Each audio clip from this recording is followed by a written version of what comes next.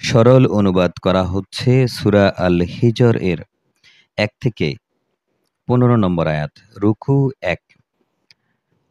আউযু বিল্লাহি মিনাশ শাইতানির রাজীম। বিসমিল্লাহির রাহমানির রহিম। শুরু করছি মহান রাব্বুল আলামিনের নামে, যিনি বড়ই মেহেরবান এবং পরম দয়ালু। আলিফ লাম রা।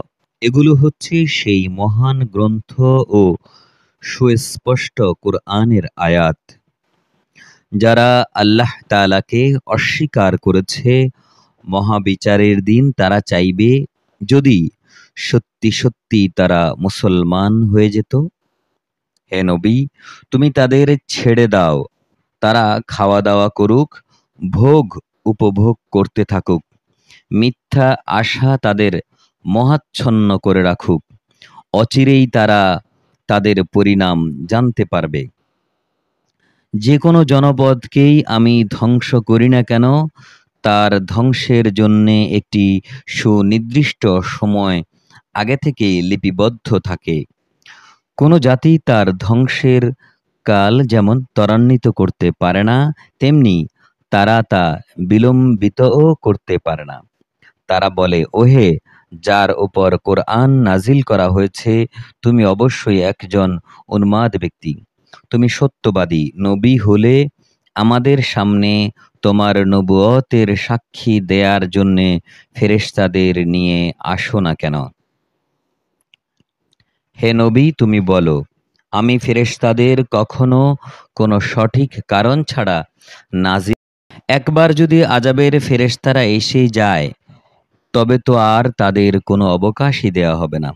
অবশ্যই আমি উপদেশ সম্বলিত কোরআন নাজিল করেছি। আমি তার সংরক্ষণকারী। তোমার আগেও পূর্ববর্তী জাতিসমূহের মাঝে আমি রসূল পাঠিয়েছিলাম। তাদের কাছে এমন একজন রসূলও আসেনি যার সাথে তারা ঠাট্টা বিদ্রূপ করেনি। এভাবেই আমি অপরাধীদের অন্তরে ঠাট্টা বিদ্রূপের এই প্রবণতাকে সঞ্চার করে দেই। তাই এরা কোনো অবস্থায় তার ওপর ঈমান আনবে না। আসলে নবীদের প্রতি ঠাট্টা বিদ্রূপের নিয়ম তো আগে থেকেই চলে এসেছে।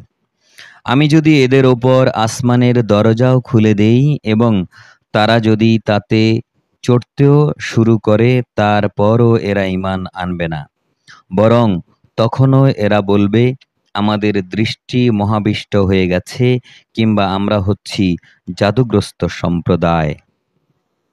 মহান আল্লাহ যা বলেছেন সত্য বলেছেন।